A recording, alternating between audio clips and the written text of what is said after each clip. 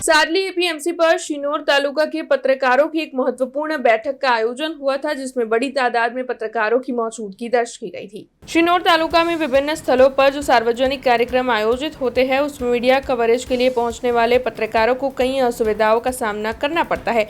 इन मुद्दों को ध्यान में रखते हुए गुजरात पत्रकार एकता परिषद के शिनोर तालुका प्रमुख लवकेश ठाकुर की अगुवाई में सादली एपीएमसी पर मीडिया ऑफिस में बैठक का आयोजन करवाया गया था। इस दौरान पत्रकारों को होने वाली दिक्कतों और उन्हें मुहैया करवाई जाने वाली सुविधाओं के मुद्दे में विस्तृत में चर्चाएं की गई थी।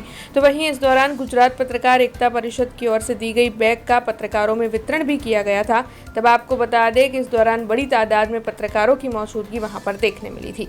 आज रोज सिनोर तालुकाना सरली मुकामे एपीएमसी खाते जे पत्रकार एकता परिषदનો જે મીટિંગ યોજવામાં આવી હતી, એમાં તમામ ઇલેક્ટ્રોનિક મીડિયા, પ્રિન્ટ મીડિયા અને તમામ જે પહેલા તો વડીલો અને ખાસ મિત્રો જે ઉપસ્થિત રહ્યા એમનો હું ખૂબ ખૂબ આભાર વ્યક્ત કરું છું।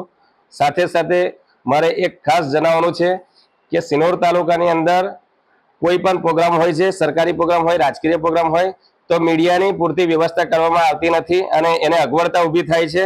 તો જેને લઈને મારે એક તમામ આપણા પત્રકારોને એક વિનંતી છે કે આપણી જ્યાં વ્યવસ્થા કરવામાં આવે ત્યાં જ કવરેજ કરવાનું થાય છે અને જો આપણી વ્યવસ્થા કરવામાં નથી આવતી તો આપણે કોઈ પણ પ્રકારનું કવરેજ કરવાનું થતું નથી, કારણ કે આપણું બી જે મીડિયાનું સ્ટેટસ છે એ પોતે આપણે તમામે જાળવી રાખવાનું છે।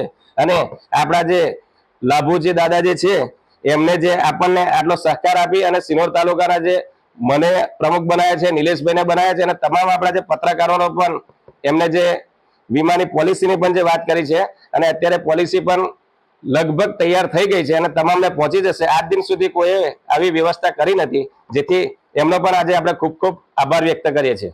हमसे जुड़े रहने के लिए हमारे YouTube चैनल को सब्सक्राइब करें और नई वीडियो की नोटिफिकेशन के लिए बेल आइकॉन को दबाएं।